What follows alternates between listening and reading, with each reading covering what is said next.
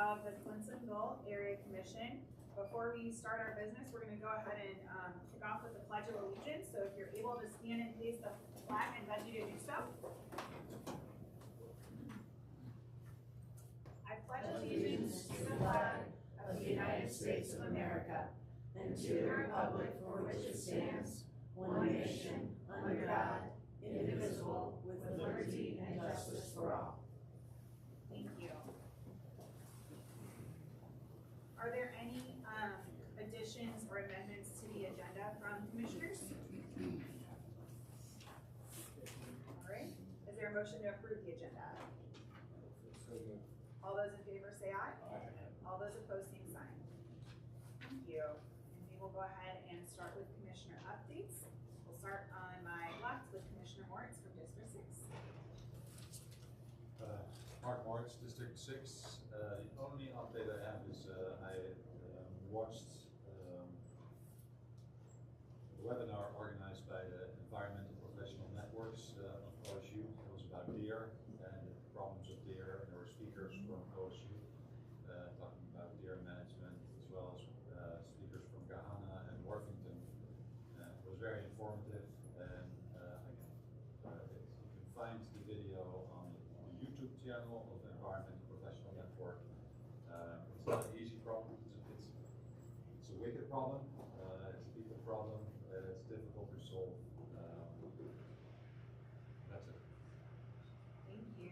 Commissioner Miller? Drew Miller, District 9. Thank you. Commissioner Kroll? My only update is that the person who was elected to fill my seat, this is my last meeting for 3.5 years. The person who was elected to fill my seat can't take her seat. She's moving away. She found out that her husband's being relocated to New York. So she's moving away, and so we'll hear more about this when Melissa Dahl talks about the upcoming special election. And so there's going to be a new election, and there's going to be an empty seat here for a couple of months. Well, I will, if we don't mind, make a point of personal privilege during the district updates here. Commissioner Kroll sets our agendas as the vice chair every month, and he is humble and did not add accolades for himself. But I want to take a moment and recognize that he has been one of the most humble but hardworking members of the commission for the last 3.5 years. Signs up for every single task, attends all of the community meetings, all of the city-sponsored trainings and events, carts the signs around when it's dark out and we're all grumpy and cold and tired, puts the agendas together and just deals with everything, and has done a ton of really great work with the Green Spot Committee as well. So a small token of appreciation for Commissioner Kroll to a District 4 business that I hope you can enjoy.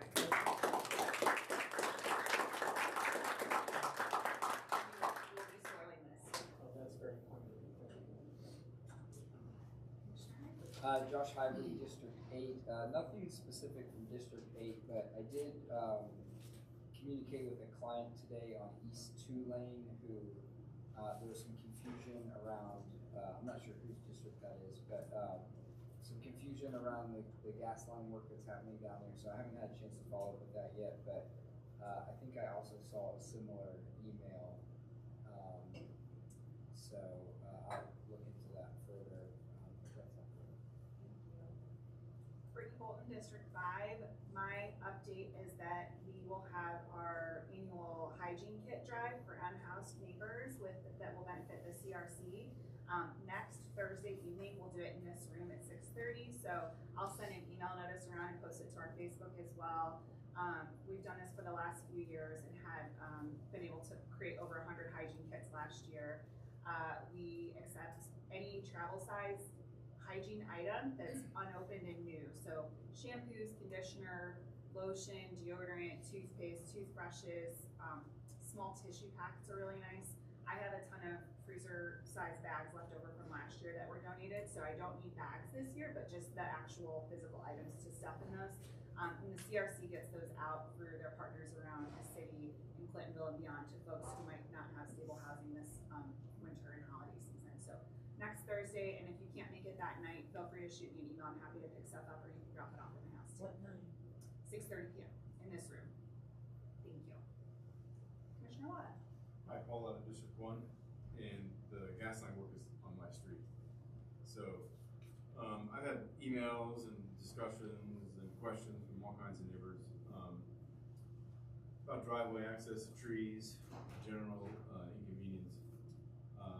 I had concerns about the tree pruning. I walked the street after the tree pruning. Also noticed heavy compaction, due to the trenching. They're digging a really deep trench. I reached out to the city forester, and the next day a city arborist inspected the entire street. And then they met with the contractor, and they thought in general that the pruning technique was good. They suggested additional pruning on the other side of the tree because they kind of one-sided the trees. So it doesn't quite look like a power line cut. They discussed different staging practices to protect the trees. In the spring, the tree trimming company will deep root fertilize the entire tree lawn on Tulane to try to remedy any kind of compaction issues. And the city will monitor the trees for the next couple of years. I also asked Columbia Gas about restoration. I just got an email back and it was kind of like the same thing everyone got. It's kind of like, boilerplate stuff. But the stone curbs are being removed along the excavation, and what goes back is, because we're not in the historic district, it's just going to be a concrete curb. I asked about downspout and sump pump overflow lines. We did not get an answer on that. The last time Columbia Gas did work in my neighborhood, they crushed my downspout line, and I ended up with water in my basement because of that.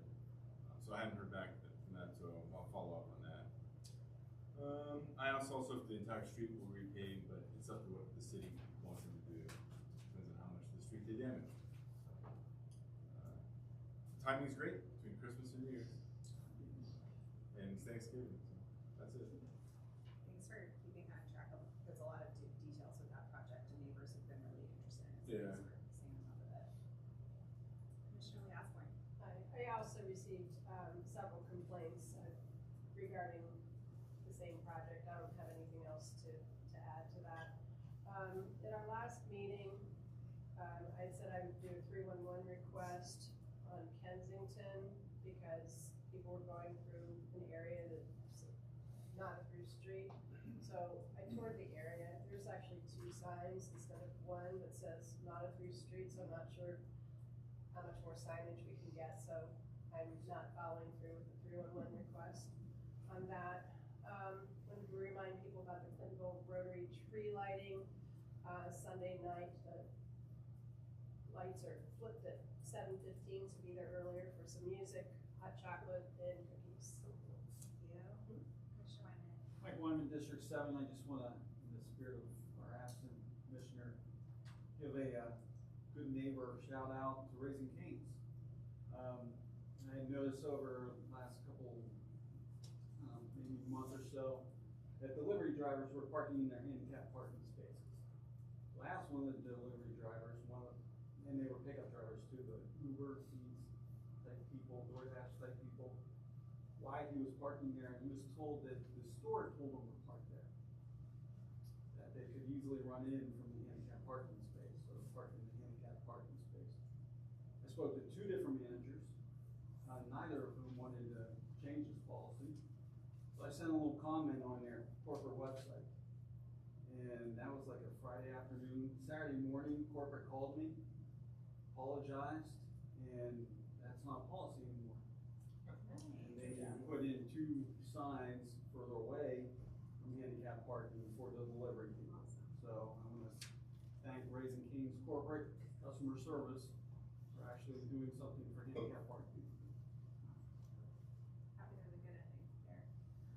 And thank you for the reminder. I meant to note Commissioner Nutter from District 2 does have an excused absence this evening, and he shared a couple updates with me in advance of the meeting. One, a reminder for folks that it is very dark in the mornings and the evenings, and when you're walking dogs and things like that, it can be quite hard to see pedestrians sometimes. So just for folks to be careful and wear bright colored clothing and reflectors. 2, he also noted the continued construction of the bike path over by 315 and North Broadway. And I think it sounds like the bridge component might be opening back up soon. 3, I took notes.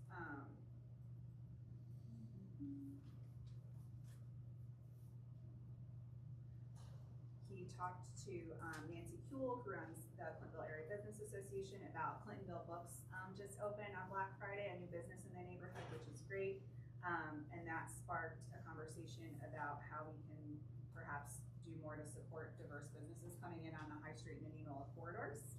And then finally, he also has a reminder about the North Broadway luminaries for Christmas Eve. The Overbrook Presbyterian Boy Scout troop will be starting those up in the 4 o'clock hour on Christmas Eve in front of his house, and that's his good neighbor shout out for this month. So Commissioner Nutter is with us in spirit this evening. I apologize on the agenda. We have Commissioner Moritz down here for minutes, but Commissioner Lee Osborne took them last month, so I will pass the mic over to her for a minutes approval. I'm not sure what to say, aside from, Over any edits or I received no edits, so I'm assuming they were great. it's a lot of work. Anyhow, Is there a motion to approve the minutes from our November meeting? So, All those in favor? Aye. All those opposed, same sign. Thanks so much for mentioning there last month. Commissioner Miller, any updates on treasurer's report? I know we've got some info from the city around balances. Oh, I had not heard. Okay. But I don't have any. Thank you. Well, maybe we could start with Ms. Patel about city updates. And I know you shared our balance with us. I don't know if you did. wanted to chat about that tonight as well. Absolutely. Good evening. So we have a new assistant director fiscal, and that's all she does. And we're very excited. She's been with the city for 19 years, and she really looked at our processes and really made some great changes, and you're going to love them. The commission has $547.96 left to spend prior to December 31st, or it goes away. So if you need something, just I'll get to that, I'm gonna hold that for a while. And then until April 30th, you have $2,500 left to spend. Now, how do you spend that? It's become now so easy. I have access to a purchasing card, a P card. So whenever you wanna buy something, that falls in the realm of the appropriate purchases, you send me that information and I buy it. Done. That is as easy as it can get, and I'm so happy. And I literally did some purchasing for a commission yesterday, and it was super easy. I just have to sign out it's like a debit card, and I just sign it out, either I do it online or go somewhere to get it, and then that purchase is made. So that is absolutely wonderful. It's super easy. We highly recommend to use this method rather than try to get reimbursed, because this is way easier than that reimbursement. And also, if there are any reimbursements out there still, the last day to get those to me is December 19th. And I did send this all to you in an email, so if you need to reference that, look like an email I sent, or please just call me, text me, email me, and I can answer your questions. Also, food is now an allowable expense as long as it's for an event that is retreat, training, or recognition. If this is a different type of process, but one that can be done, you just get with me and I'll walk you guys through that. Let's see. And then that's it, actually, for the fiscal changes. What questions do you have? Yes. Yeah.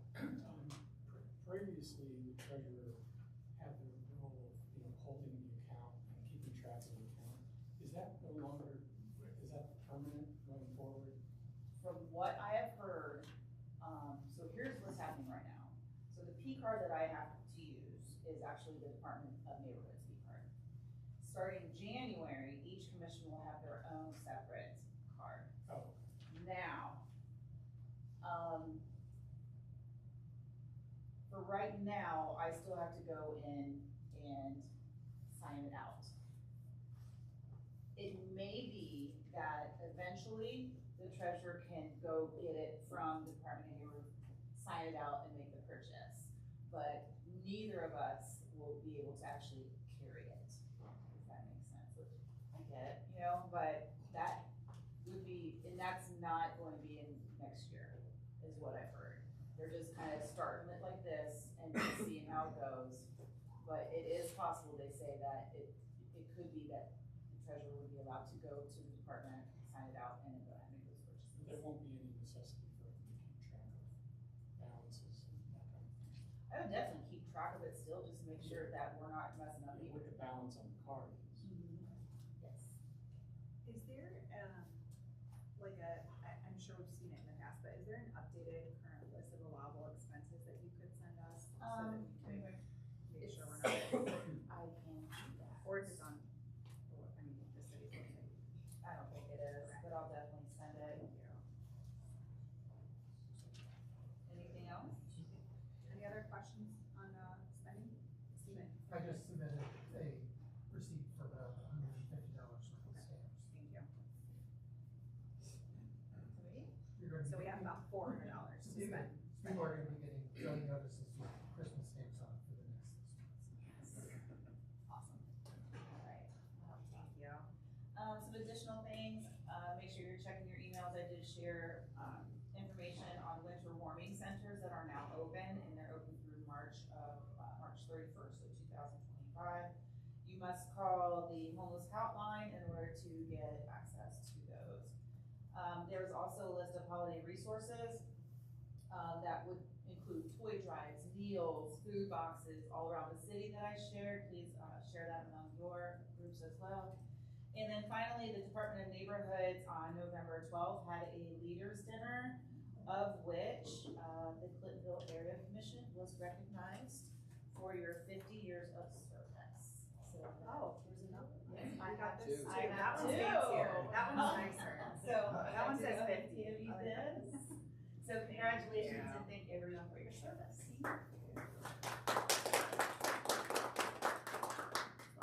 Anything else from you? Any questions for Ms. Patel? Any questions from neighbors? All right, thanks so much. Thank you. Yes, thank you. And I know we have a representative from city council here as well. Welcome, Sue. Hi, everybody. I will try to be brief. First, there are only 2 more council meetings for the rest of 2024.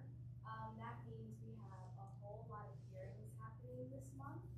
We've had over 6 already. One of them was today. Only one more for next week, and that one will be for the Department of Neighborhoods, actually.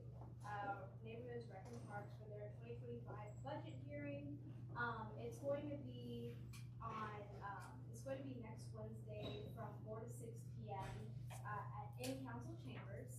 So if you would like to know any more details about that, you can visit our website or our Instagram, or you could just email or text me. I'd be happy to send you guys any information you might need for that.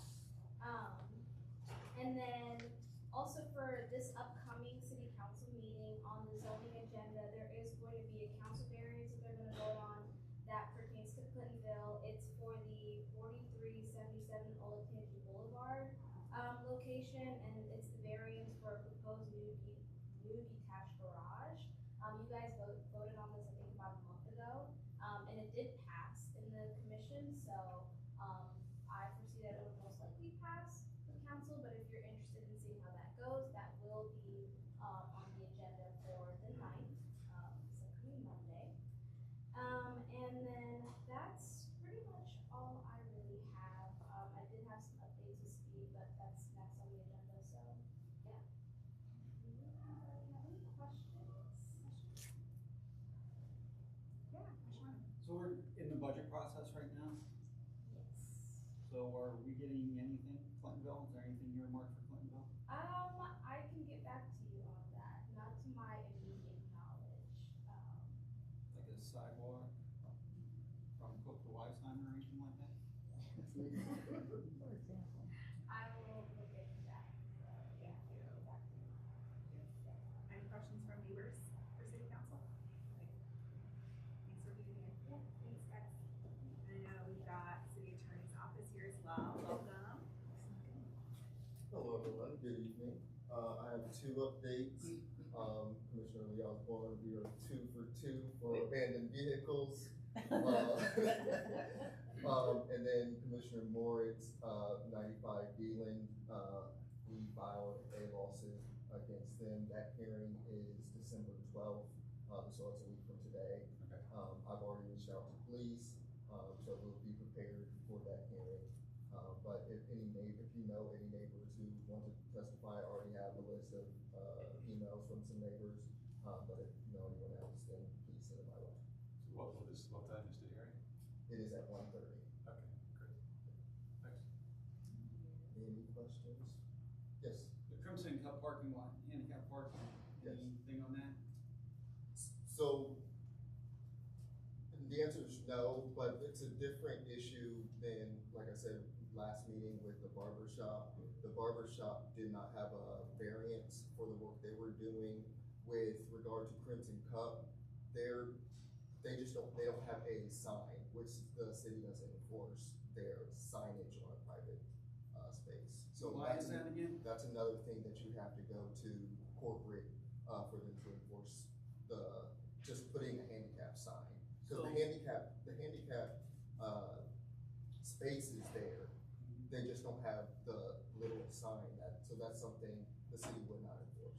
So the initial complaint with, the barber shop was that they didn't have a proper handicap parking space. That's what brought the inspector out there. Correct. And so, Crimson the Cup same thing with does, Crimson Cup, they don't have a proper handicap parking space. So why does an inspector go to one, but not the other? so it's my understanding that the Crimson Cup has the space, they just don't have the sign. Well, Is that- both are illegal. So does Crimson Cup have the space? They have the space but not the sign. Under See, the that's a completely ADA, different issue. but under the ADA, you have to have both. So the barber shop would have had to have both. Okay, we can talk about this later, but it's my understanding that the issue of Crimson Cup is the sign, not the space. Well, both are illegal. That's something you have to talk to corporate about putting a sign in. You know, this is fascinating to me. So on the one hand, you tell me that you're not concerned with private parking, you know, if it's on private property, which is exactly the same thing with the barber shop. It is a private parking lot. So what is the difference? The zoning for the space is there. They No, did it's have not. For the It barber doesn't shop. violate, Crimson Cup violates the law, right? But it's private property, you're telling me. So Crimson Cup, their entire lot is private property, or, the barber shop is private property. So why does the city care about that private property lot, but not the other? There's a difference between zoning that enforces the space and a sign that the space is there, but the sign is not. They just need to put a sign there. Crimson Cup does. With the barber shop, they didn't have a handicap space at all. They do. They have a handicap parking space and they have a sign. Now they do. because they follow The law. inspector told the barber shop owner that there was nothing wrong with their handicap parking space. What he had problems with were yellow lines coming through the white lines. That's what he had a problem with. What's the difference? The zoning code, I'm gonna interject here, the zoning code handles, Title 33 handles the actual space as Chris was talking about. The sign is enforced differently through other entities, it's not the city's, it's federal law. Because I understand it's illegal. There shouldn't be any difference. I agree with you there, And but we've that's had not the way this it's set up. discussion, you and I, and you tell me the city doesn't enforce the ADA, which is wrong, because it's part of the state's building code. You know, so the state building code supersedes whatever the city has. You're supposed to be enforcing that. So I don't understand why you don't enforce that. The city code should be changed to mirror the state code. You won't do it, you've never done it. I brought this up to you for years. You just did another zoning thing, and you still won't update it. Could this be a complaint for the Community Relations Commission under disability? Possibly, there are 9 different classifications that a private operator who's in a public space that the public has access to for retail or commercial purposes could be potentially filed through that entity as well, under Department of Neighborhoods. I'm surprised the city doesn't care because, not care is the wrong word, doesn't enforce it because when I prepare a preliminary or final site compliance plan, if I don't have ADA signage shown on a parking space, on an ADA parking spot, I get zinged for it and I have to show it before the plans get approved. So curious as to why that isn't enforceable. Is there a site plan for that location? I don't know. No, for the location that we're referencing. If we don't have a site plan that shows that, we can't enforce it. A lot of minutia with this, trying to, and there's lots of varying reasons as to why. So I understand what you're saying, they are illegal, but do we have the authority as a city to enforce it? You won't take the authority. You have the authority to enforce it, you just won't take it. Commissioner Leosmore has a comment as well. I'll reach out to the owner. I know him. So bring it to his attention. I don't know if it's to his attention or not, but I'll let him know it came up tonight and see if he can correct it. Thank you. But yes, to be clear, my job is to enforce the code as it's written. That is not something that the city can enforce at this time. But we did have authority with the barber shop. That is the difference. Well, you got two different double standards here. You got two double standards here. Do we have any more questions from both around city attorney's office? Yes. Will you be around after the meeting? Other questions? Great. Any questions from neighbors? Thanks for coming tonight. Thank you. And I think we're now gonna move on, we do have, Deputy Director of Building and Zoning, Marcella Brizzi, here with us tonight to talk about accessory dwelling units, so please, feel free to come up and. Sure. Do you have slides or anything to put up, or, okay, great. No, Stephen talked to me about, some of the confusion, and there's different varying degrees of different ADUs, and that's probably what has caused some of the confusion around it, because we have, I have two different sections that disagree. And that's because one is, as you pointed out, the building section deals with the Ohio Building Code, whereas our zoning section deals with the zoning code for the city. And there's conflict there, and all I can do at this point is agree to disagree.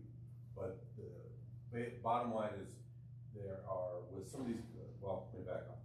All the residential districts in the city, not the apartment districts, but the residentials, all of the units have to be in the same building, or connected some way, shape, or form.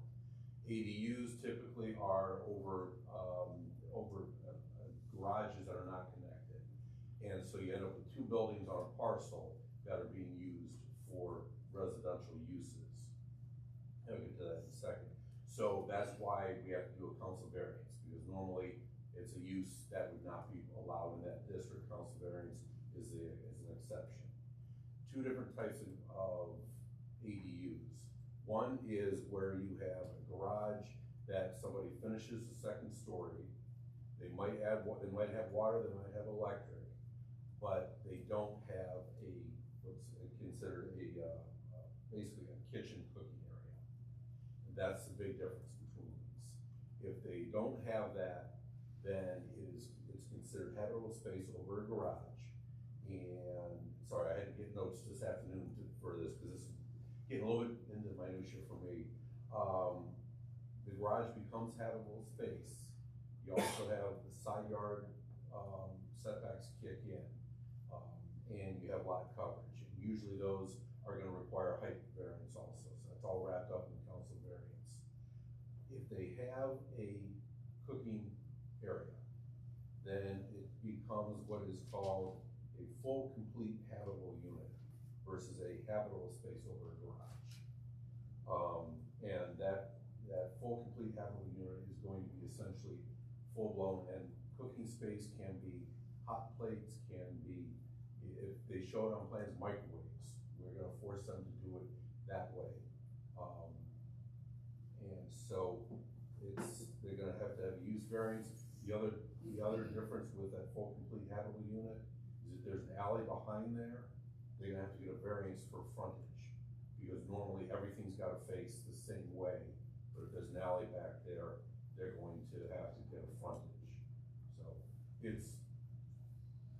the customers very often misconstrue what we're saying, where they use terminology that's not totally accurate. Sometimes they don't know the difference either.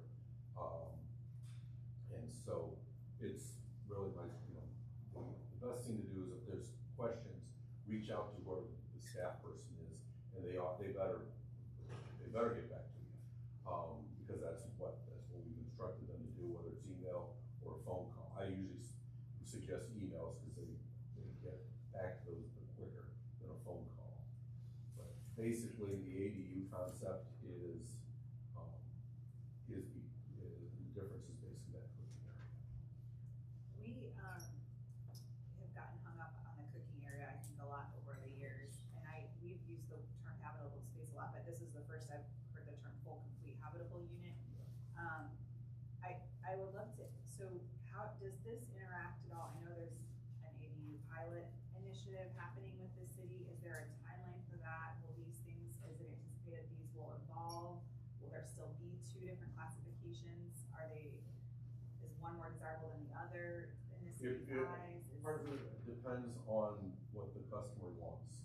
Whether they want to do a full unit, which, ultimately in a lot of cases turns into either a mother-in-law suite or an Airbnb or something or a kid's apartment or something like that. It's all what they want, and that's what we're reacting to. As far as the ADU pilot that council is working on, they've gotten, the challenge is, and we've told them this too, almost every site is unique in what is necessary. But they do have plans that are generic plans that are approved by us. They haven't gotten us the trades drawings yet, like electrical, plumbing, and HVAC, for whatever reason. Those may still need to be done separately. But the other part, we can at least approve those much quicker. Zoning's gonna look at, obviously, from side yards and different setbacks and lot coverage for these. And usually with our residential stuff at least from our building side, they usually typically get through those in a week and a half to 2 weeks, as opposed to 30 days for commercial and larger structures. They're still going to have to get these council variances unless council decides to do something different, which to allow ADUs more by right. There's some discussion with them in zoning districts that allow 2 and 3 unit buildings to allow ADUs by right, but not touching the single family residential that allows a single family home on it. So, but none of that has come. I haven't seen any language to that to even be able to give them better feedback on when we can actually enforce it and do something. So in the past we've heard of the ADU. We did not hear about the full complete habitable unit, but we have the term carriage house tossed around a lot. Where does that lie with all this? Again, there's carriage house, mother-in-law suite, all those terms are all kind of thrown around. The key is what are they doing? And the big key for it is, are they going to have a kitchen space? If they're not gonna have a kitchen space, then it's going to be considered just a habitable unit. Okay. If they are gonna have a kitchen space, it's gonna be considered a full, complete habitable unit. So does an accessory dwelling unit have to be above a garage? Or could it be like a tiny house in the backyard? It could be a standalone structure like that. Okay. Just a couple questions. When the setback measured to the face of the wall or to the eave that overhangs? I believe it's the wall. Okay. Because I'm in violation of it in my house. But they built it in the 50s, so I'm not responsible. But yeah, it's usually to the wall, because sometimes different eaves are different sizes. So. If you do have a fully habitable space, what's the address? Do you have to get your own certificate? You would end up getting through the map room, which is actually our department. Yeah. You would get a new address, usually a .5 address. And it's for the street that the main house is facing. Correct. That's correct. Now, if it faces an alley, that's more challenging, because depending on what's the size of that alley and whether it's actually named or not. So if it's sometimes we'll put it back on the main street. So if it's a named alley, you could probably very well be on that alley. Right.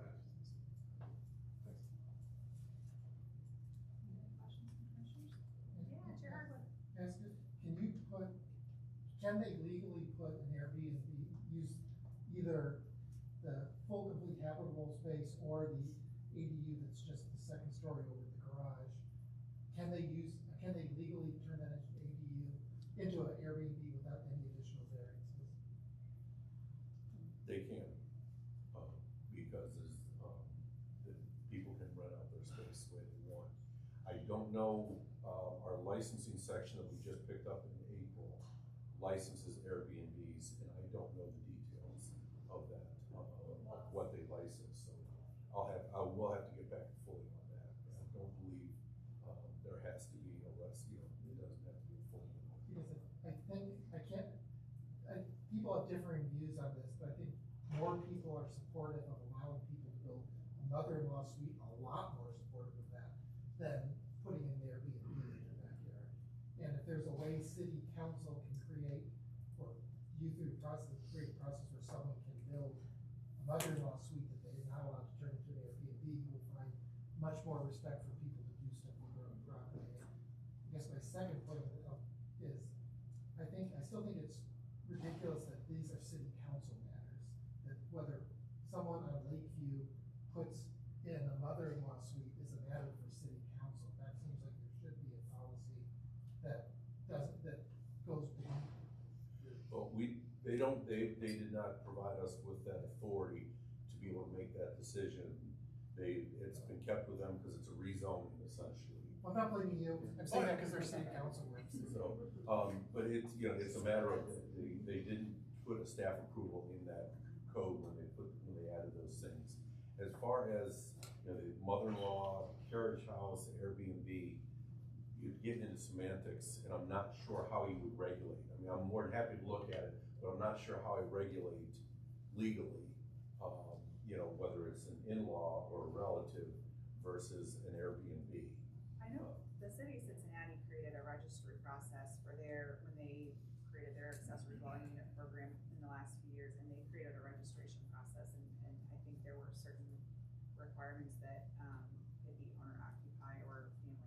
So I just think there's a precedent somewhere else in the state that we could do more research on and perhaps share with our friends on council, if our neighbors are concerned about Airbnb, which I think we do hear a lot of pop up about.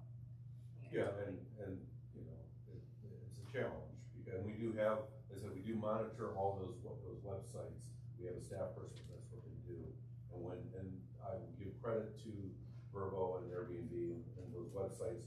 When we reach out to them and say, this address does not have a license with us, they take it down, and usually within a day, we've got a phone call with somebody screaming at us. Why did we do that? And we say, you're not registered. And usually it's, oh, okay, how do I do that? So whether they knew or didn't know about the registration, that is something going in the new year that we need to overhaul and review everything that our licensing division does, because there needs to be some changes there. Obviously, we will bring those out to the area commission so that you all can get some input into how we maybe look at changing those.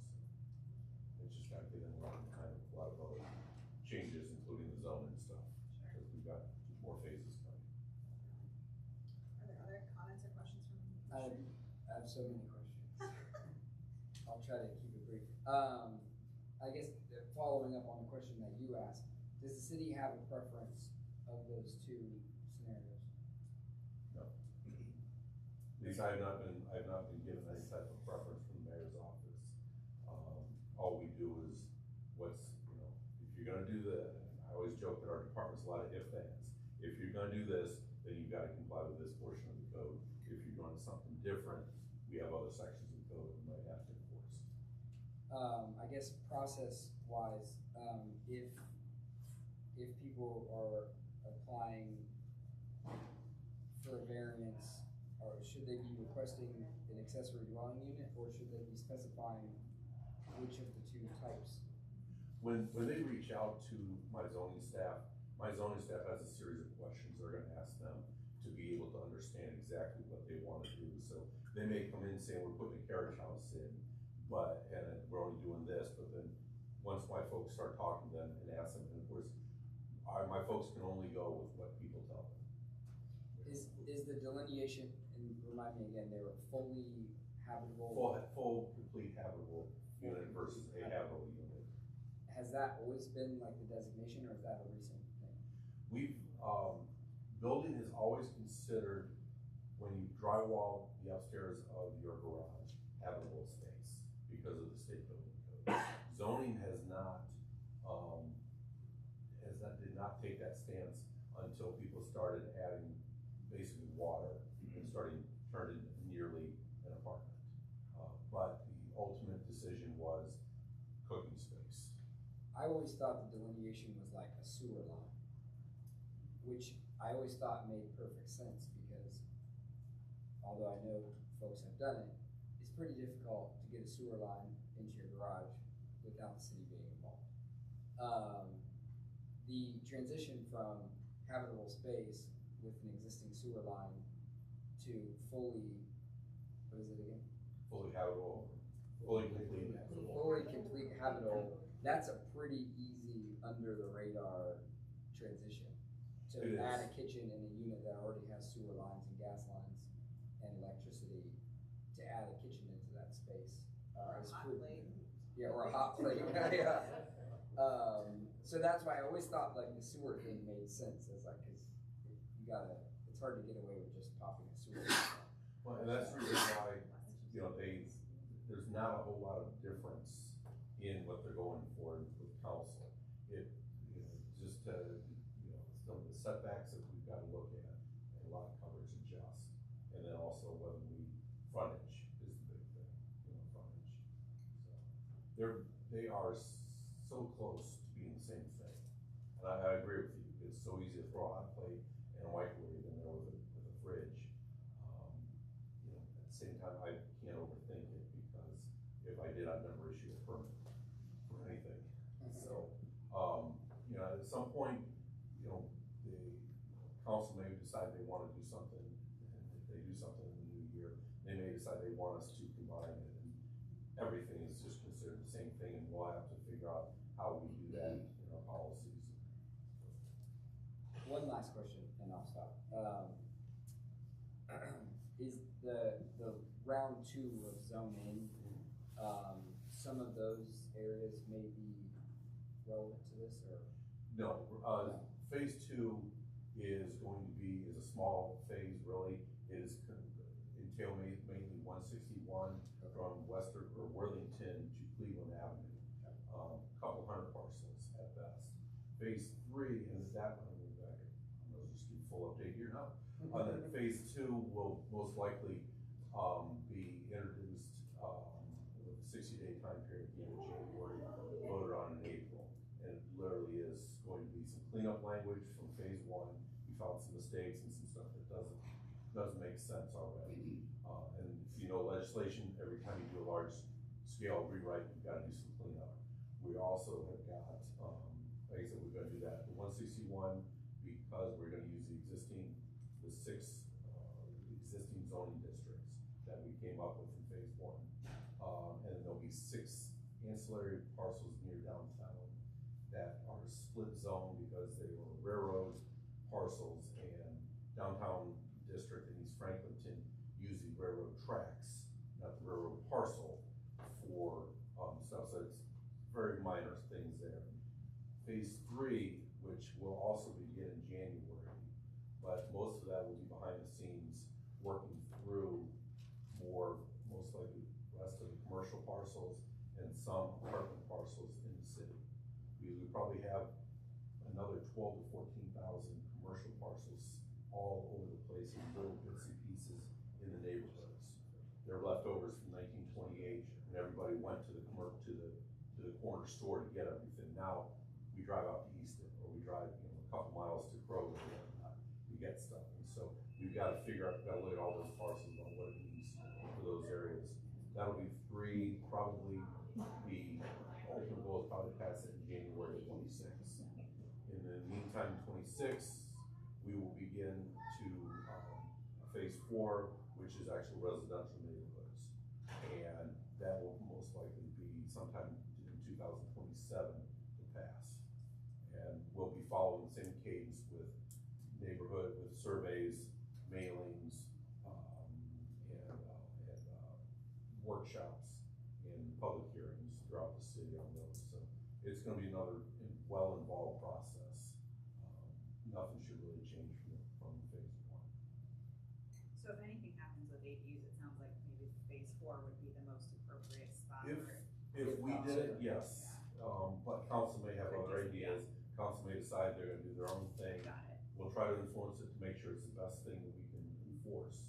I'm going through that right now with a number of other initiatives that they want. If I can look at what they want us to do, then I can craft it to do something better. And, Councilmember Dorns and he's got retention ponds legislation coming up. Taking us a year is a whole lot better than what he initially wanted to do, and now he likes it even better. It just takes time.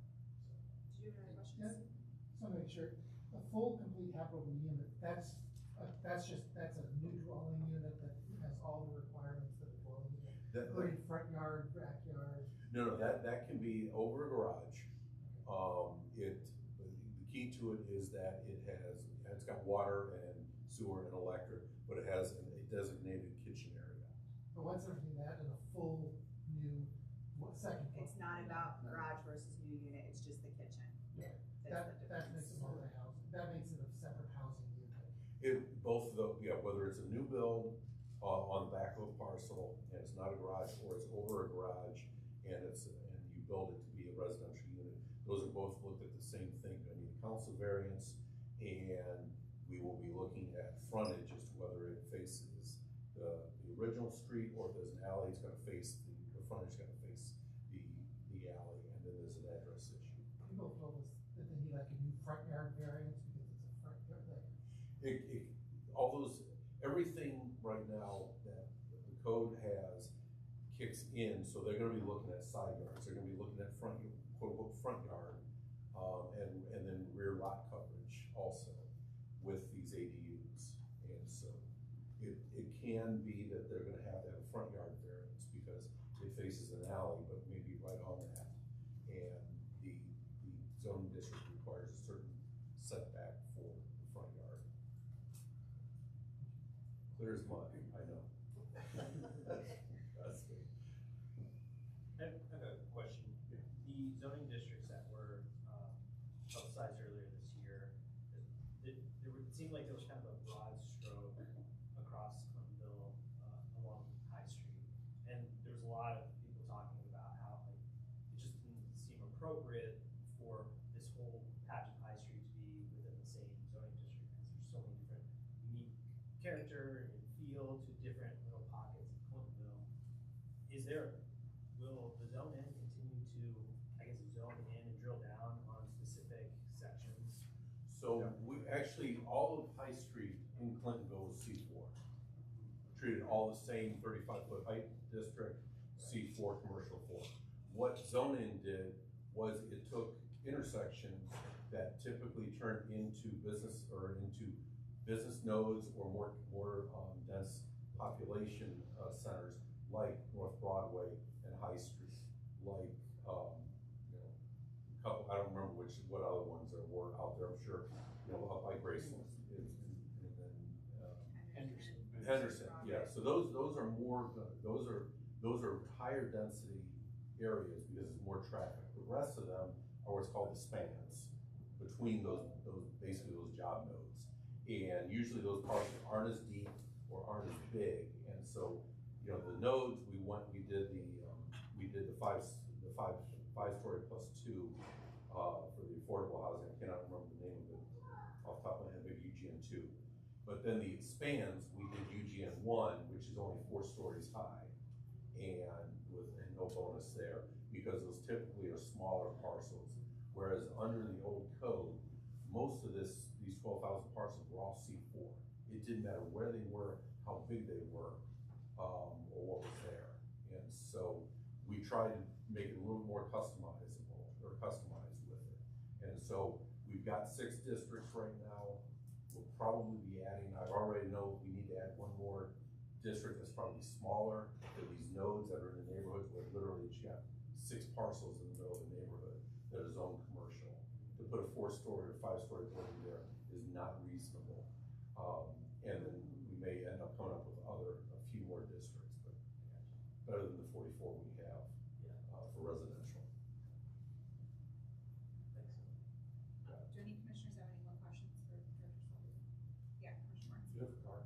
I do. I'll take one else. And then we probably have like time for one Apologize question for- from the public. We have an elections update and some zoning business, so I wanna make sure we're in a green spot as well, so. Does anybody in the, yeah, The only, that, for the better part of the last 50 years, when it came to having space over garages in Clintonville, we always looked at it as, if there wasn't a sewer, which meant you couldn't go to the bathroom, you could have water and electric, so you could have your office out over the garage, and you could make your pot of coffee, but you had to go in the house to go to the bathroom. And that's what kept it from being, quote unquote, an AD, what we now refer to as an ADU. And the one thing that concerns me with the ADUs, well, two items is that when we talk about what the client wants, but it isn't about what the client wants, it's about the property. Anytime we change the use of a property, it doesn't belong to the property owner, it belongs to the property. So while I want my mother, my daughter, my cousin, or whoever to live in the ADU, but then I sell my house in 5 years and the new owner is gonna run an Airbnb, you know, it's like, so that's kind of where I think that you mentioned that Cincinnati may have a criteria where, that you just can't be having an Airbnb everywhere. And the other thing that I think that kind of catches people unawares is an architect can draw you a wonderful plan and you have a great idea and it zones fine, but when it comes to building, the building code can kick out the zoning code. Because the zone says you can build it, but then when the building code kicks in, no, you don't meet the firewall, blah, blah, blah, blah. So we have to be really careful about what a client wants versus what they can have. And the other thing is to remind, I reminded Mr. Hardwick of this last week, and I'll remind you now, the city doesn't have a preference. The city responds to the citizens' preferences. It's what we all tell our commissioners and what our commissioners convey to the city, that the city responds to what our needs are. We do not respond to what the city wants. That's it. thank you. Thank you for being here, thank you for the presentation. At this point, I want to make sure we stay on agenda, so I'm gonna pass it over to Elections Committee Chair Melissa Dahl. Okay, so we have a vacancy in District 4 that we need to fill, and the Clintonville bylaws, CAC bylaws, state that a special election applies in this situation, and the election rules state that we have to follow the regular cycle process and procedure. So, special election, I put together a draft timeline for some feedback tonight. We have several constrictions. One is that from the point we announce the special election and the date, we have to set the date. Once we announce the special election, which I'm proposing we do tomorrow, my CAC website and Facebook page, we have to set the election date at least 10 weeks after that. So that puts us into mid to late February. The other thing is the election process and procedure requires that we put notifications in the spotlight as well. We have to meet the spotlight deadlines for the election announcement and then the subsequent announcement of the candidates and where the polls are. So those are kind of tight deadlines. So what I did is synthesize the requirements, put this draft together. It calls for, again, announcing the election tomorrow, making the packets available next Wednesday, doing an orientation next Thursday, having any interested candidates pick up the packet and collect the required signatures through January 20th. And then a tight certification process. The next day, January 21st, the election committee can certify candidates who are up against that Clintonville spotlight deadline to get a notice in. And then, there's a brief write-in candidate process in February. We have to do early voting. The election will say that, so we can put early voting in for Tuesday, February 11th, and then the election day, February 15th. I don't know how everybody feels about that. I'm sure there's interest in expediting and getting a candidate in. I will say, if at the point, if there's only one person interested who gets the signature, submits a packet, and if that packet is certified, that person is declared the winner without an election. So if that scenario does play out, we can declare a winner by Tuesday, January 21st. comments on that so far? I just noticed as I was looking at these dates against my own calendar that Monday, January 20th is an MLK Day. I think the Okay. library might be closed. Okay, So I don't know thank if we can bump that forward a day, if that ruins, if there's like a domino effect across the rest of this. Yeah, I could probably tweak some of the down, thank you very much for that. By the way, I have checked with Western Library, they can, accommodate us and help us, as they always do, they're ready to, they're getting here. So thank you for that, I will tweak that a little bit to accommodate that. We could push the election out, we have more flexibility on the back end, we could put election day, I think it's the 22nd of February or even March 1st, I think it's all gonna net out to an official announcement of the March 6th meeting. Unless, again, there's only one candidate, in which case it's much earlier. Does anybody have a strong opinion one way or the other as between February 15th, the 22nd, or March 1st? Yeah. So, Those are all Saturdays. Yes. Is that right? The President's Day holiday is, I'm just thinking about turnout, and Yeah. President's Day holiday is February 17th.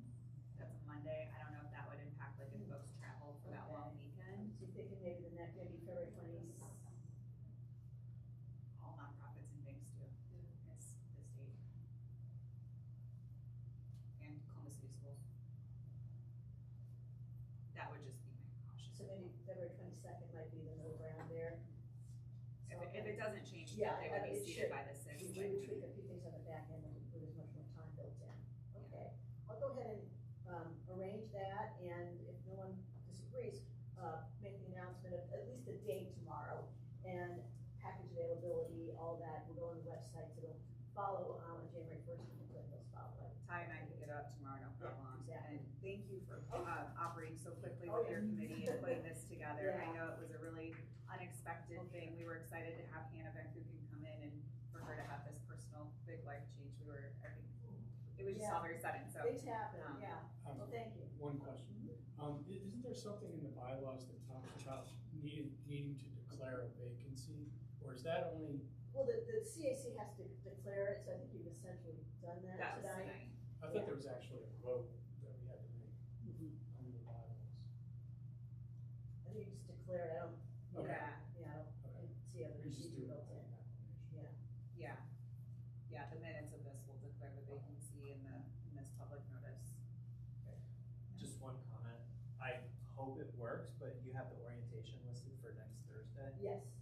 Seems very soon. Yeah, I mean, yeah. And I know we have to go quick, but that's even I could- before the publication okay, in the newspaper. So I would just suggest maybe the orientation be a little bit later. I could do that, that is what, I'm the one who conducts it, so I'm flexible. So would you think the next week, maybe the next, I know how. Maybe just some more time. Your point about it being in the spotlight first, Yeah. that won't happen until January's January. edition. Yeah, If that's possible, I do think if that jives with the rest of this, that will attract folks. so you think maybe wait till after the January publication? I think so. And people can still get the materials ahead of time, still Yes. call, I find would out. think you would have That more sounds- participation thank in you. orientation. So I will go ahead and put orientation in January, maybe the first week of January. I think that'd be great. There's plenty of material, and they can call me, because my number, yeah, I think that works well. I appreciate the feedback, we want to make it seamless.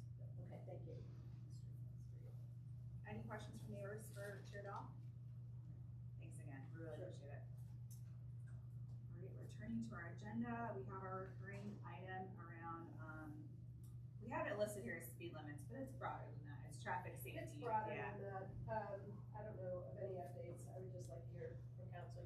You had said that you had updates. Yeah, so I talked to the Public Service and Transportation Chair's office, and I did let them know that you guys still would really, really like to meet, and they said yes, absolutely, especially because Commissioner Morris came and gave that public comment, and the chairwoman did invite the commission. So I was able to email Chair Bolton and Commissioner Lada.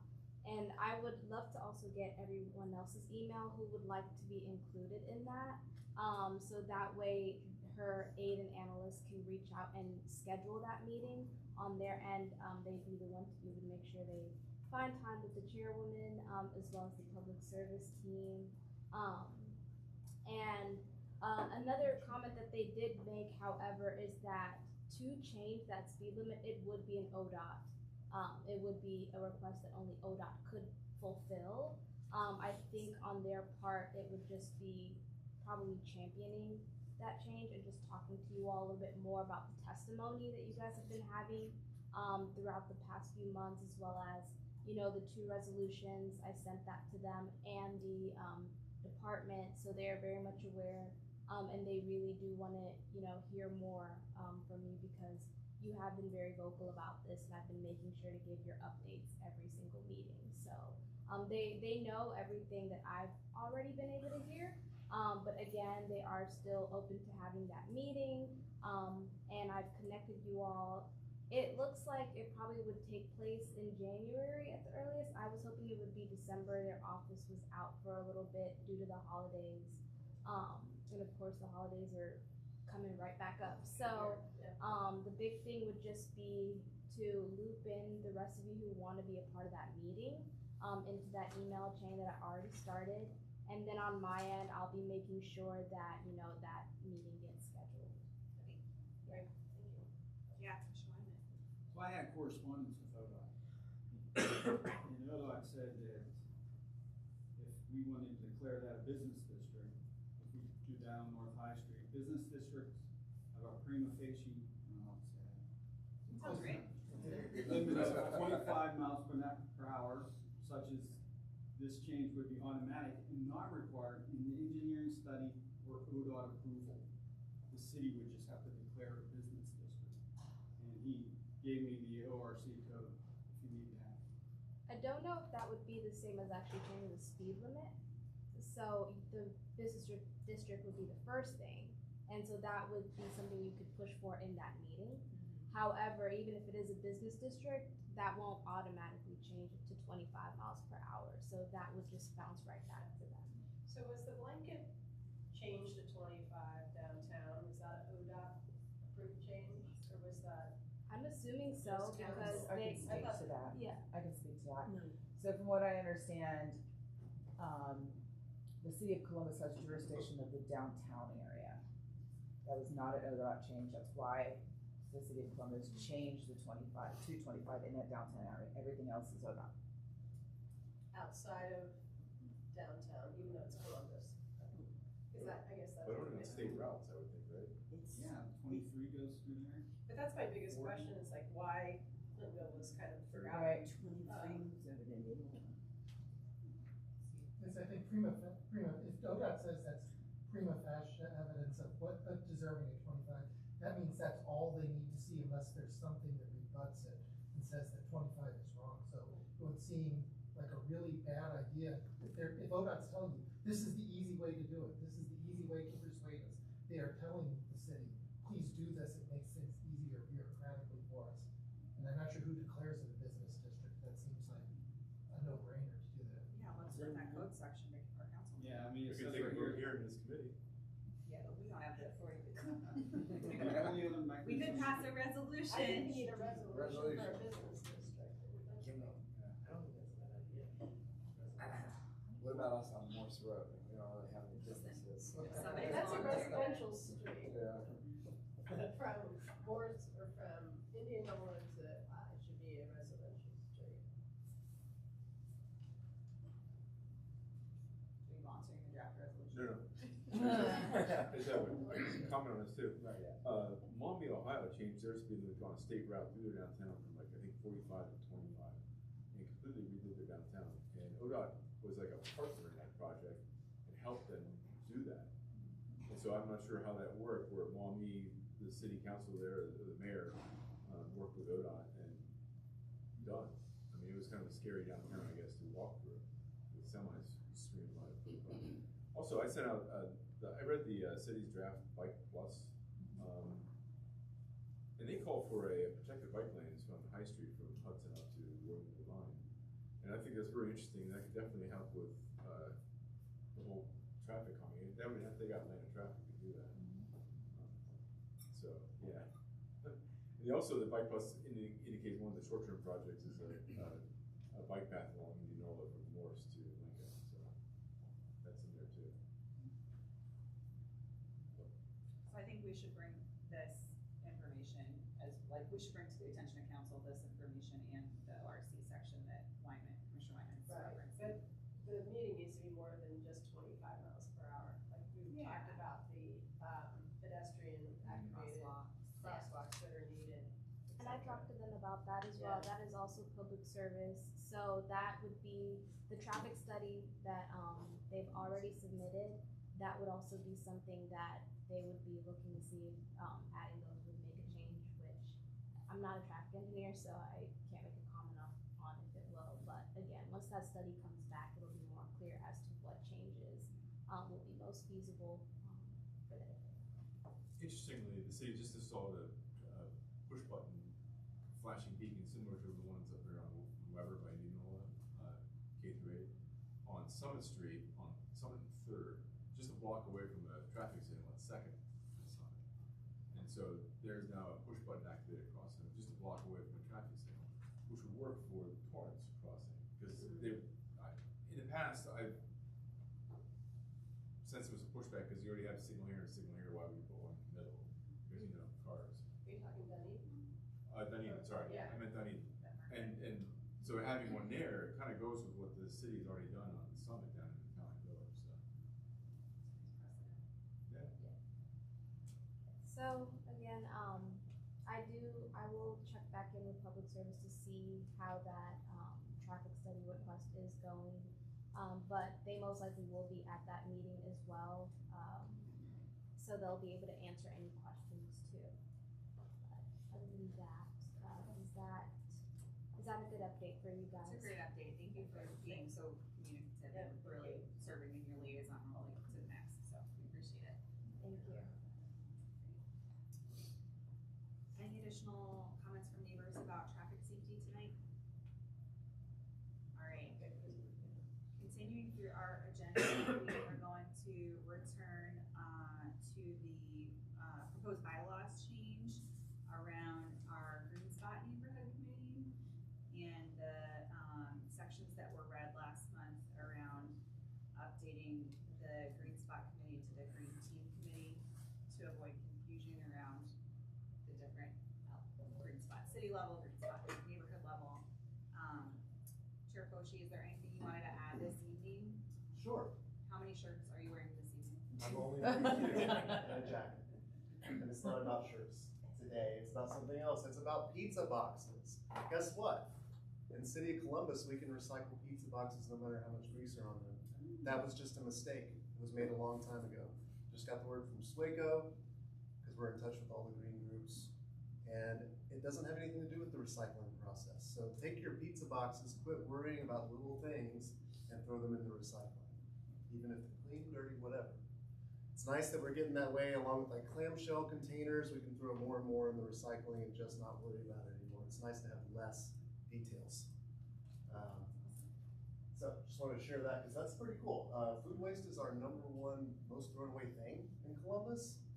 And so the pizza boxes, it actually adds up to a lot of weight every day. I wonder how many thousands of pizza boxes could be saved if everyone knew to just, I'm talking to the camera, to just throw them into the recycling can from now on. Can I ask a question about that? You have to like scrape off the cheese and pepperoni. Everything you do makes a difference, but yeah, give it a little dust off and don't let that little table, if you get one of those in your box, yeah, toss that. Flatten the box, like flatten it, just like all other cardboard. And then throw it in there and don't worry about it. So it's pretty cool to get something right and to have less to worry about. So thanks for this. This will really help the committee a lot. And it just makes official a lot of the things we already do, like provide a yearly report, come and speak to the commission at least quarterly, have a committee structure that includes project leaders. So in our committee here in Clintonville, we've grown a lot. We now throw a festival here in the neighborhood once a year. That's one of our projects. We have pollinator garden at Reward Park, and we have a ongoing project at Fire Station 19, helping out with the landscaping and other sustainable things going on there. So with more of these kind of responsibilities and partnerships, not like these quick one-offs, like trying to get the pizza shops to put stickers on the boxes so everybody knows. we do a lot of those one-offs all the time, but we have 3 main projects for now. These changes, make all that kind of just current. The language that was here about our committee was the same since it first started. And so some of these things are just improvements over time, kind of like we heard just a little while ago. When you do an update, like changes need to be made later. So same case here. I hope that we just pass this tonight and then we can move forward more easily and with kind of officially the sorts of responsibilities that we've already been doing, like reporting out, having an official roster, and that kind of thing. It also gives the people who lead the projects a little bit of recognition for what they do. Throwing a festival is a lot of work. Maintaining gardens all year long is a lot of work. But it also gives them the flexibility where if they get volunteers, like someone volunteering at Report Park, we don't have to redo things like our official roster. Those are people that are at every one of our committee meetings that happen quarterly. So if you get a neighbor to help water, you don't have to change the committee roster. We don't have to like submit a new roster to you guys. So if there are any questions, I can answer them. Otherwise, thanks for considering this. I know we had some questions last month around fiscal responsibility and liabilities. Did you happen to have, okay, outreach to the city attorney? Yeah, it helps if they have actually received the email. So I'll be sending them snail mail. Okay. Oh, their email box wasn't working? I don't know what, if it was on my end or their end, I don't know, but I was having trouble, so. Commissioner Kroll, I know you've been really, really active with green spot committees. Is there anything you wanted to add? I know you weren't here last month, so you didn't get a chance to join in the conversation. Just want to make sure you. No, I mean, I've been talking to Ryan quite a bit about this and other members of the green team. And it's a really strong and much needed set of improvements to the bylaws, in my opinion. Really clarifies the role of the committee and its importance to the commission. And I think it makes a lot of sense. Any other questions, conversation with commissioners? Just one last point. The name update going from Clintonville Green Spot, which is a great city program, to Clintonville Green Team. It just makes more sense to more people. It clicks. There's not as much overlap with the name, like Worthington Green Team. All the other neighborhoods. It's just a replicable name for what our committee does. Any questions from neighbors before we take a vote? Bless you. All right. Is there a motion to approve the bylaws changes? So moved. Is there a second? Second. We'll go ahead and do a voice vote. Commissioner Moritz? Yes. Commissioner Miller? Yes. Commissioner Kroll? Yes. Commissioner Hively? Yes. Commissioner Lotta? Yes. Commissioner Lee Osborne? Commissioner Wyman? No. And I will also vote yes. So congratulations and thank you for your leadership and volunteerism. All right, chugging right along, I want to get to our meeting agenda. We will go ahead and start with BZA 24-138, 2245 East Lakeview, if that works for Chair Hardwick. So more. I'm trying to make sure that I have the most recent copy of the bylaws, but we are, I believe at the January meeting, it will be your job to, I'll give you a proposal for the process for selecting new zoning members, but I need to see, I need to find, I have too many versions of the bylaws on my laptop. I can send you the most recent. Okay, that'd be very grateful. Thank you. Like I said, I definitely want to make sure we do that, but that is coming up, and if there's something you need to do at your January meeting, I will. There are a lot of things we need to do. But yeah. I could be coming up, and I want to make sure we are as public as possible about that. Thank you. Appreciate it. BZA, the first item on the agenda is BZA 24138, 245 East Lakeview. The applicant seeks to, and I'll let him describe because the city's description on their website wasn't quite accurate, but they want to build a dwelling, housing. They want to have they want to use their garage for living space, build a garage and use it for living space, but it will be attached by a breezeway, so it's not a second dwelling unit, none of that.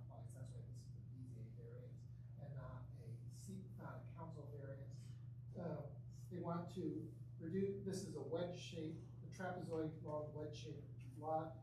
They want to reduce the east side yard from 3 feet to 0 feet, and the west side yard from 3 feet to 1.5 feet, and increase the total height up to 23.9 feet, have a side yard, and have a total side yard, reduce the total side yard, which is both sides, from 7.06 to 1.5 feet.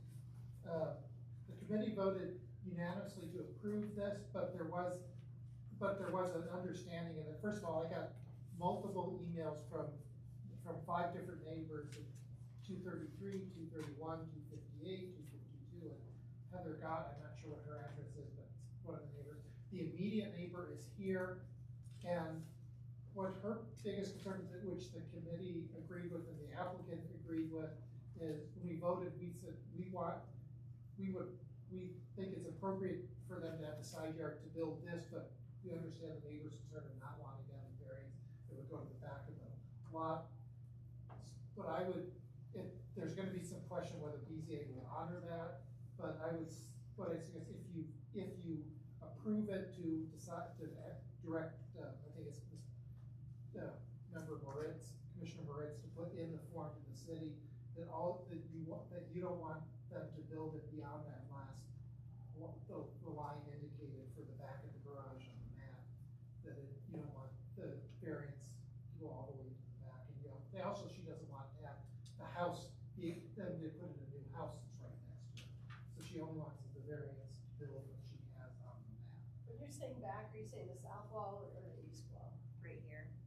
Right, yeah, that's not to go beyond that, and also not to move the house up again, if they ever wanted to tear down the house, not to move the house next up, but not to, they don't want the whole house to move next to them. But that's not involved in the. But if they have a side yard, and I think it's, so as if if you just say the side yard, that goes the whole length of the lot, and I think both the neighbor and the applicant would be happy to limit it to what's on the plan and no more. The question is, would BZA honor that? I don't know. Deputy Director Celebresi says we can't guarantee what BZA would do with that. But one thing I also got from the zoning trainings, what you most recently is that your recommendation form is a very persuasive document that will explain your reasons is important to the city. So if in spirit of what the committee voted is to, we'd suggest telling the city that what you approve, that you approve it, but only as for the lines that are drawn on the application, that you don't want anything else to be moved closer to the lot than what's in the lot, what's on that drawing. The applicant is here, the neighbor is here, and I don't want to use up too much of their time. I think that adequately describes what the committee's concerned. Yeah, the minutes are from. Michael Hall does a great job. Yeah, he really does. Would the applicant like to speak? Yeah, so you guys can see on that, the site property, plan up there. We actually, so after the first initial meeting, we went back, I went with my architect and we looked back at this, and we would actually move the east property back a foot. So we're just looking at 3 feet to 1 feet, and then that would push it toward the Calumet Street, which is the west property line, 3 feet to 1 feet on that as well. Where we're not actually going up to the property line to build on. So the variance on the east and west side would both be at 3 feet to 1 feet, and then the length of, or the width of the side property yard would be 7.06 feet to 2 feet then, not down to 1.5 feet. So we looked at that, we altered that way we're not building right along the property line. But yeah, we would not build anything beyond that south. This would not be an ADU unit. This is attached to the house by we want to do a 4-season room. We want that space to be heated, so we can heat the upstairs above the garage. So ultimately, we're looking to, as our family has grown, it was just me and my wife, we purchased this house back in 2017. We now have 2 little kids. The space that we have 2 full bedrooms upstairs. My daughter's bedroom is just I call it an office. It's a 7x9 bedroom. There's no closet in there, so we're quickly outgrowing the space. We love the community, we love the property, our neighbors. we ultimately do not want to leave the community. So we're looking at what can we do to this property to be able to stay there long term and not have to move and stay within budget. Thank you. Are there any questions from commissioners for our applicant? Any questions from members for the applicant? Oh, I'm sorry. You mentioned you'd received emails from neighbors, but you didn't say whether they were in favor or. Oh, in favor. No, in favor. Except for there's one neighbor here who has concerns and they've been talking to each other. I didn't speak for her because she's here. I think I did speak for her. The biggest concern was what I said. Going to the property line. Would that neighbor like to speak as well Yes. at this point? Yeah. Please, if you wouldn't mind just stating your Yeah, name for the I'll just record, say it. for the minutes. Okay, my concern isn't that, or my concern, is exactly as it was brought, that if the variance is granted, whether it be to 0 or the 1 foot, that essentially for future use, my property becomes a disadvantage, because selling my property, to me, that would be something I would have to say. By the way, the city usually says 3 feet, but this is now 1 foot, or this is 0. I feel Casey's pain. We've been here for 43 years, raised our 2 kids, both a girl and a boy, in a 2-bedroom house. Murphy beds come in handy. I mean, because we wanted to stay in Cliftonville. And I think back, this is the 80s. I don't think any of you were in high school in the 80s. So therefore, Yeah, we were. You're looking good. But, just from the standpoint that economically in the 80s, it was not possible to move. You had to make concessions, and that was the concession we chose to make for our thing. But I am concerned about the future property value, my future property value, because if the easement is taken down to whether it be a foot or the 0, that technically, as you said, house is being torn down, the house somebody could build up to that easement line. And I just feel that from a community standpoint, you have to look at not only the homeowner who wants to make the change, but you have to look at the neighborhood too, and what it does to the neighborhood, and the precedent that it sets for the neighborhood, that somebody wants to build something, it gets okay, yeah, that makes sense, it looks nice, but what does it do to the entire, community versus just that neighbor's? And again, we're the only neighbor that would be impacted by this change. So, I just want to have my voice. Thank you. Thanks for spending the time here to tell us that tonight. We appreciate it. Yeah, please. So, Stephen, I thought you had said something about, is there a height variance? Yes. But I don't see it on. It should be, it's in the draft minutes that was submitted. So what's the height variance? From 15 feet to 23 foot 9 inches. Okay, and that's for the new area, the garage addition? Yes. And then how tall is the current house? I don't know. So is this 24 feet taller than the house or shorter than the house? Do we know that? We voted certain ways on. I don't believe there's a height variance for it, because we're attaching to the house. Oh, you're attaching. It's not a There's no separate. variance, okay. So why is that? I don't know why, but that's on the minutes. I thought that was. I didn't have Not a on height ours. variance in mind. Okay. Maybe that was. Maybe that's. I was just asking that because when you presented it, I thought you said something about the height. This does say the height of a detached garage, which it will be, it will not be. Yeah, we want to attach it. I think there was some confusion, and I'm gonna pull up right now, there was some confusion on the city's website about this, because they talked about a detached garage when there wasn't a detached garage, and I need to. Past votes that we've done on, I'd say accessory dwelling units, was we have not approved some that were taller than the existing house. And that's where I was asking the height of the existing house, even though it's not an accessory dwelling unit, even though it's attached.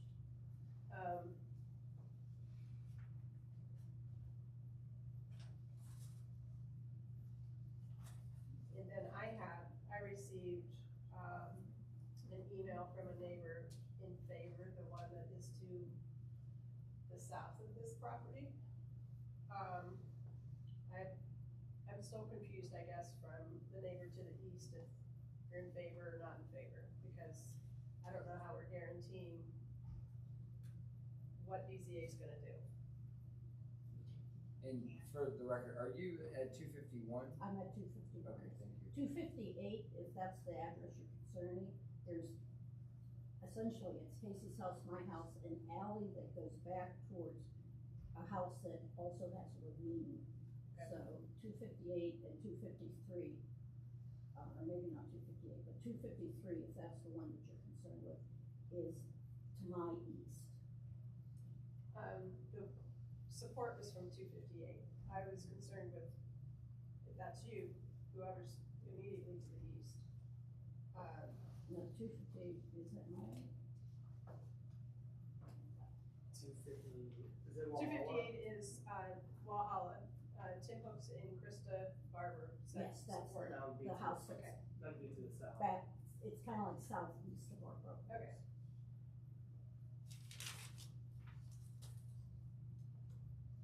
I think that was a typo, the height variance is a typo in the minutes. And Okay. that's, I apologize. This is why, those are draft minutes, they haven't been approved by the committee, those, I apologize. It's okay. Are there other additional questions or discussion? I have a question. Yeah, please. So what we're looking at here on the south side where it says 1 foot on the west and 1.6 on the east side, is that still correct? Yes, yes. Did you discuss with your architect shifting everything to the west 1 foot? I mean, you're not really impacting anybody to the west because it's Calumet. No, so are you saying taking Calumet down to 0? Yeah. Because you're basically getting to 2.6. It's 1 foot, but it's less of an impact. 3 is required. 2.6 isn't as bad. Yeah. So I'm just wondering if you guys explored that. I think it would be much less. We haven't, impactful. but I think that'd be an easy solution as well. I thought we said we were taking it from 3 feet to 1 feet. And then, Yeah, 3 to 1 on both sides. Let's say 1.6, so 1.5. Yeah, well, the sunroom is 1, and then the garage there is 1.6. Yes. Yeah, so that would be correct right there. So my suggestion would be, to reduce that impact to your neighbor to the east. If you're working with an architect, it seems like it would be practical to shift that to the west. so you put that right on the sidewalk then, if you move it to the west? Well, it appears that the right-of-way line is further behind the sidewalk, the back of the sidewalk. So the sidewalk runs right along Calumet Street. Yeah, there's no tree line or anything there. Right, it's tight. Yeah, it's a very unique property, for sure. That's my suggestion. I think there is room to reduce the impact to the neighbor, and I'm not really hearing any reason why that couldn't be done, so. Yeah. So the fact that this is attached, we don't have to talk about the yard, the remaining yard? Is that right? It's attached. It's attached, yeah, this is all part of the house. Part of the house, Yeah. okay. I wanna be mindful of time because we have 2 more requests and it is 8:30 and I know one's an ADU, so I anticipate more discussion. Are there any additional questions from neighbors on this item? I do have a question, and this might be for Casey. You had said that essentially with the foundation footing and the overhang would be within an inch of the property line? So the overhang, we're looking at doing an 8-inch overhang. Okay, but, So if we go a foot off, so 3 feet to 1 foot. so how far from From the property line, the property it'd be line 4 would the inches. overhang end? If we do an 8-inch overhang, 4 inches. If that's a question for, does the 1 foot, if they're allowed to move if they have a 1 foot side yard, the overhang can go only to 1 foot, or can the overhang go farther than 1 foot? It's measured to the wall. To the wall. To the foundation. So the overhang would be, which is what gives you 4 Within inches. that foot, yeah. We could discuss, you can't change, if the foundation goes into their property line, that we don't, variances don't change property lines, so. Put a foundation, they have it possible to build, then that's it, it's not.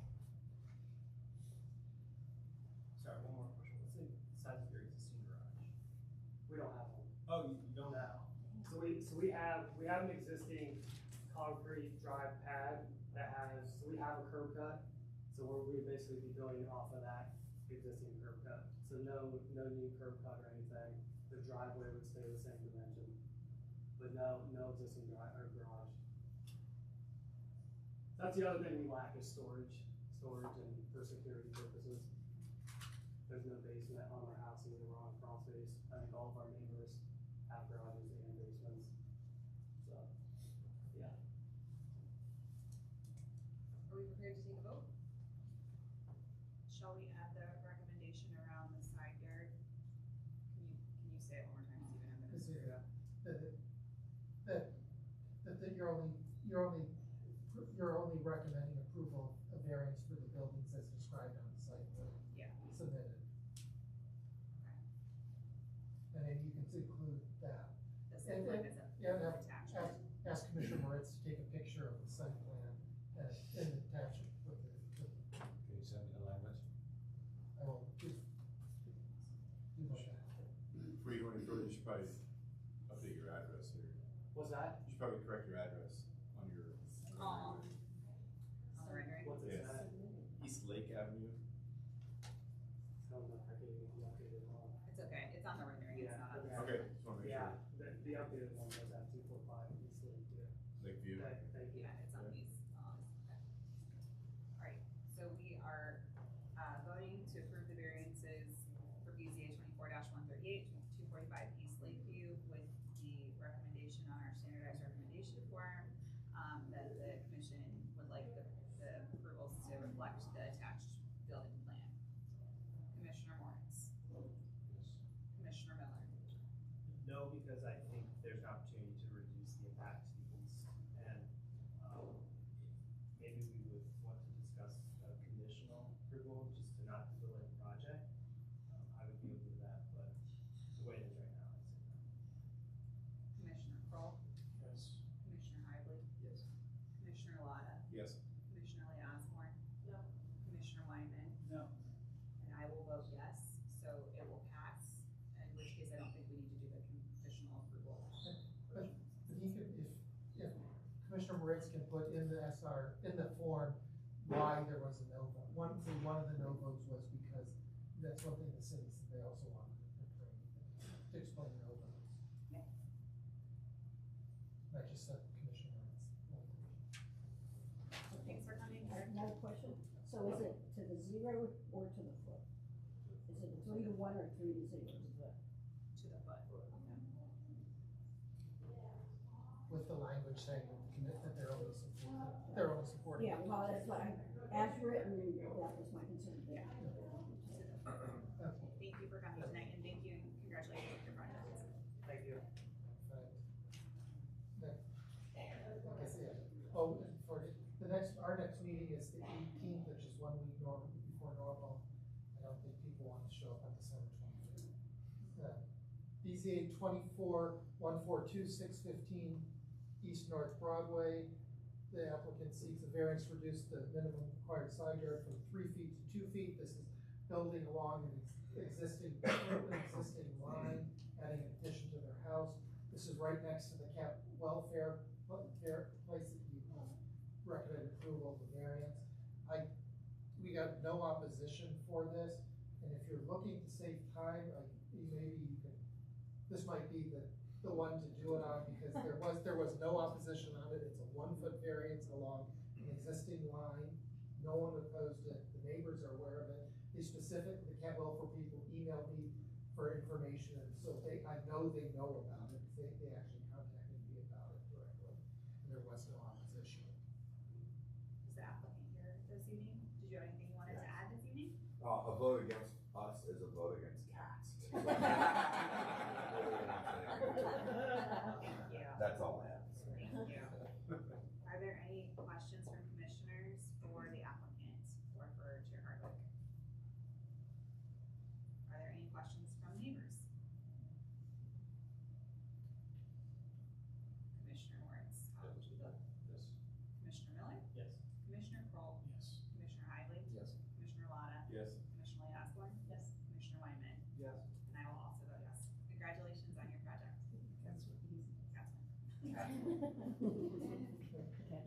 Yep.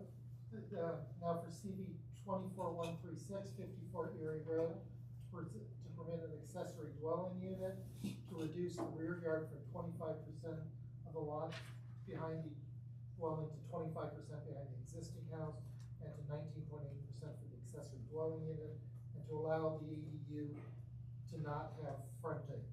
The committee, the committee recommended approval by a vote of 5 to 2 to 1. Michael Hogg and Diane Hayford were both concerned about, they didn't understand what the city is talking about with ADUs versus carriage houses. That was a big part of the discussion. I did not have any neighbor opposition from it. Trying to think if there's anything else. I think at this point I'll let the applicants speak for themselves. Welcome. Welcome. I'm John Hamlet. I represent the contractor. I'm representing the owner here. So this is a full. Let me get this right. There's a hot plate. Exactly. Oh, microwave. So there will be a bathroom. There will be kitchen counters with sink and a microwave. So it is considered a full habitable ADU. So. This unit is being built for their daughter so that she can live independently. Do you have any? Sure, I'm the applicant. My name's My name is Brad Gregg. Here's my daughter right here, who's coming to pick me up on a cold night, which is awfully sweet.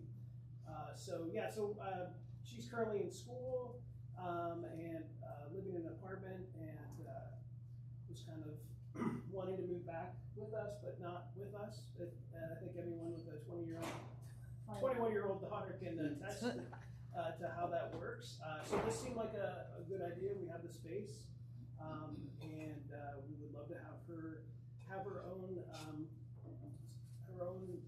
area to live in, but also be close to us and our pets. She's got a little bit of anxiety, social anxiety. And so having us nearby is a comfort for both of us, and helps her as she gets through school and progresses in young adulthood. So yeah, that's kind of how the project came to be. She would be bringing a cat. I don't know if that will help. But I'm here to answer any questions you have. What a wonderful effort from a parent for their child as a parent. This is a big undertaking. It's very loving. Are there any questions from commissioners for the applicant? Yeah. Did you say you were the builder? Yes. Okay. I was just curious. Any other questions from commissioners? Are there any questions from neighbors for the applicant? I made this big fuss about how we needed more time on this. You guys are making me look like a liar. Oh, thank you. I was getting ready to ask if there was. Thank you. More renderings. I think there are a couple more slides. Great. Are we prepared to take a vote? Is there an alley? Yes, but not directly next to us. Yeah, down the street, not. Still exists. But not adjacent to the Not property. adjacent to the No. property. Got it.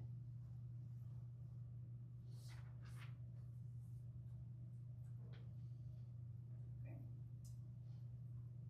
Shall Council Variance 24-136, 54 Erie Road pass? Commissioner Moritz? Yes. Commissioner Miller? Yes. Commissioner Kroll? Yes. Commissioner Hiley? Yes. Commissioner Lotta? Yes. Commissioner Lee Osborne? Yes. Commissioner Wyman? Yes. And I will also vote yes. Congratulations on your project and your beautiful home. Is there any other zoning business that you'd like to bring up tonight, Gerard? No, we continue to work on the forms. There's some, I feel like I probably should send them. One of the questions we had, maybe we should, since we have a little bit of time here, is how much, one of the goals is to ask, first of all, we need a new form because ADUs tend to fall between the other two forms that we never really applied. But one thing, we thought about asking about a number of things about utility connections, not because we're trying to judge the utility connections, but because we thought that because these are use variants, we thought that would help tell us and you and the city what they intend to use it for.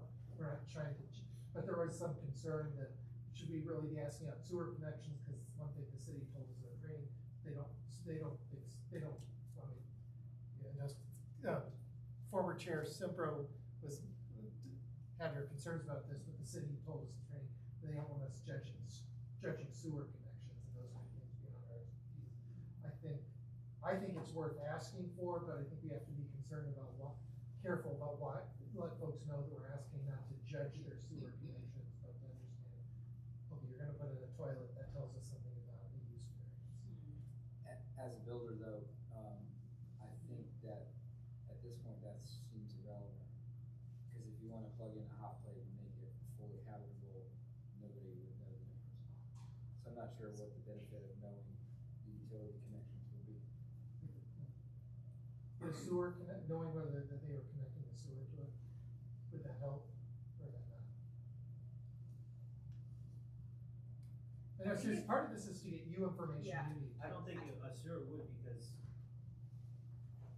it's a kitchen. Like the only thing that's separating, the two types of ADUs is a kitchen. We didn't have that for that. Of course, yeah. And I think if our approval can't be contingent on sewer and no sewer. So we could be approved with no sewer, but a sewer could be added, right? Once they obtain the variance, the sewer could be added later because there's no delineation of whether or not sewer is allowed in the unit. I worry about setting the precedent. Although it would be hard to add later. Yeah, yes, from a logistical perspective, yeah. I worry about setting the precedent of adding additional layers of questions that we can't actually use to judge based on the code, and just making it more onerous. I understand the intent, the good intent behind giving commissioners the information about the use of the space, but I think that tends to organically come out in the presentation around each of these projects. Okay, but the other thing that I'm asking about is just giving us comparative statistics on the square footage of the proposal versus the square footage of the house, to get an idea of the scale that they're adding to it. I think that would be helpful, based on the conversation tonight, even around height of houses. I think that the height is the biggest, over square footage thing, that not to have the new dwelling overpowering the existing dwelling. We're trying to. But I would say I'm not overly interested in the use. I think if someone's building it, if they want it to be their office or they want it to be whatever, it's their property and their business. So I don't know if we need to question that. Were you gonna add something else? I think part of the reason we're talking about that, the square footage, is just like you heard today, we ask people questions and they don't know the answers off the top of their head. Part of it is to help prepare people. Sure. To give them, so that they don't get conflict, and give them the chance to make their best presentation. And let neighbors know, yes, this is the same size as the house, or no, this is a quarter the size of the house. The neighbors want to know that stuff. That's it. Sounds like. Is height reasons on there now? Height is, I should check, I can put, you want height makes sense. Height, dimensions make sense. Even if they're not asking for a height variance, just to know that this ADU is going to be, Won't be outsized compared to the primary. or will be outsized, and they want to, and you should know that. Maybe add the height of the existing structure. Right. Yeah. Existing and new. Yeah. Those are the, and we need to update all the forms eventually, because the neighborhood plan is, the city moved our neighborhood plan on the website, so our old one's died.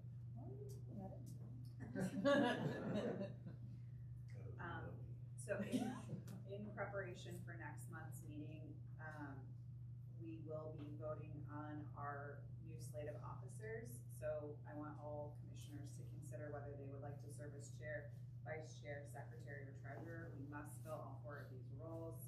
We will be down a commissioner, so among 8 of us, half of us should be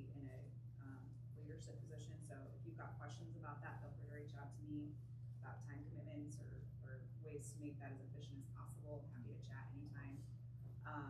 We will also want to move forward our, to Chair Hardwick's point earlier, our processes for appointing all of our volunteers for all of our committees during our January meeting so that we can have ample time for posting in the spotlight for committee recruitment for all of our committees.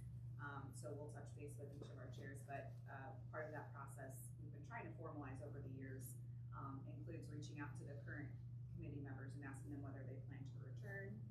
So chairs can start thinking about their timeline for making that ask, and then we'll want to promote openings so that we can get our rosters together and approve them, hopefully at a February meeting. Are there any other questions about kind of this transition into the new year, things that I've forgotten that we should consider coming into January from other commissioners? I have a question. I don't know if it's too late to do this, but would anybody be in favor of pushing the January meeting back week due to the holiday travels? Because it's so close to New Year's. It's the 6th right now? Or the Second. It's the second. Oh, it's the 2nd? That's terrible.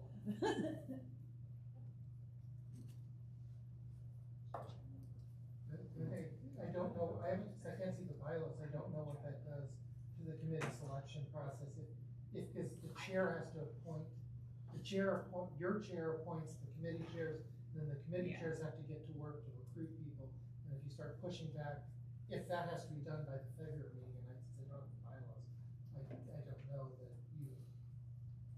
Would we have 5 of us showing up on the 2nd?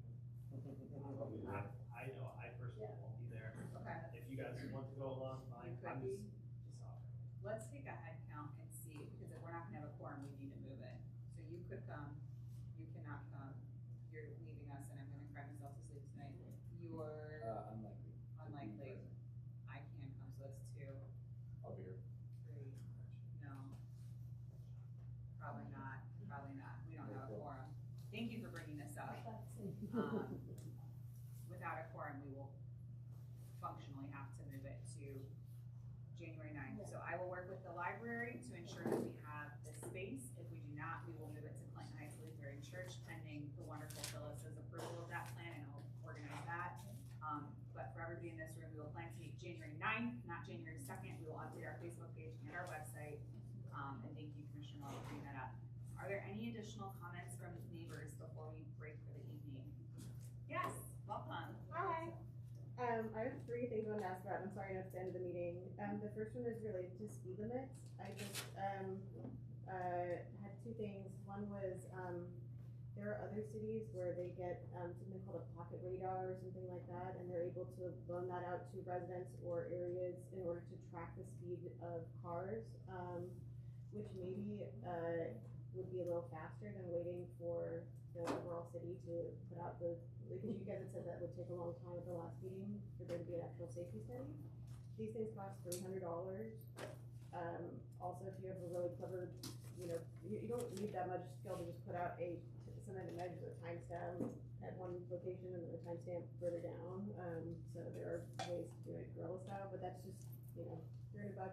You could put it out and measure it in different streets and actually get a good assessment of how often people are speeding, because despite the cold on Oakland Park Avenue, I'm seeing people still barrel down there at 45 miles an hour at all hours of the day.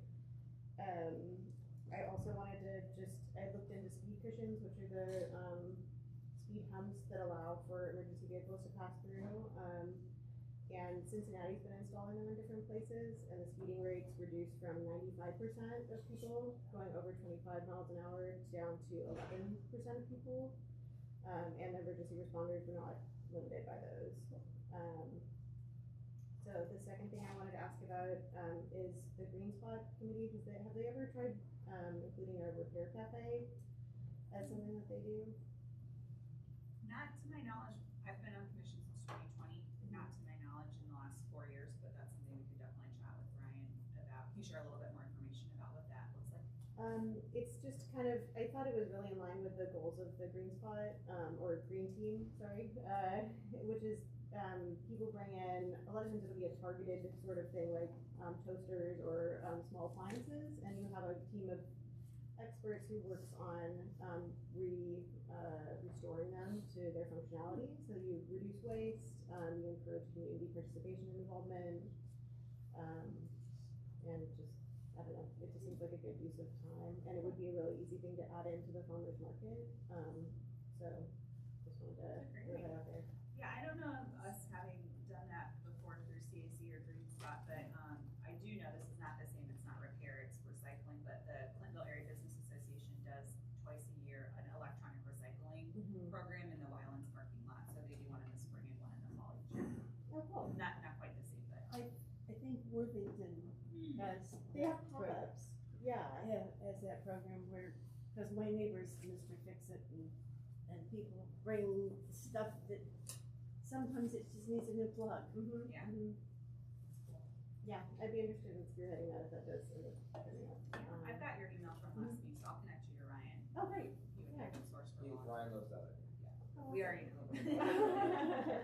That's great. So the last thing is probably a little bit longer of a discussion, but I just wanted to throw out there, my husband has long COVID, he uses a wheelchair, or we were planning on him getting a power chair to be able to get down to, High Street from where we live, which is probably like 4 blocks away.